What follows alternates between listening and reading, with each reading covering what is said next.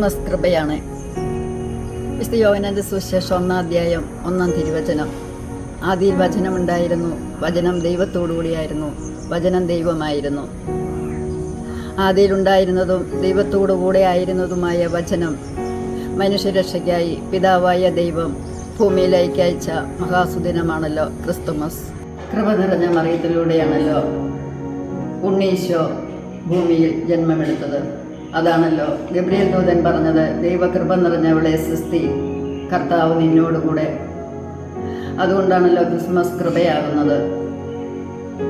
ഇതാ കർത്താവിൻ്റെ ദാസി, നിന്റെ വാക്കുകൾ എന്നിൽ നിറവേറട്ടെ എന്ന് പറഞ്ഞ മറിയത്തിൻ്റെ എളിമയും വിനയുമുള്ള ഉദരത്തിലാണല്ലോ വചനം തന്നെയായി ഈശോ ജന്മമെടുത്തത്. വളർത്തു പിതാവായ വിശുദ്ധ യേശയ്യ പിതാവിൻ്റെ നിർമ്മല ഹൃദയത്തിലൂടെ വചനമായി ഈശോ സംരക്ഷിക്കപ്പെടുന്നു. അങ്ങനെ പിതാവിൻ്റെ സ്നേഹം ഭൂമിയിൽ ജന്മമെടുക്കുന്നു.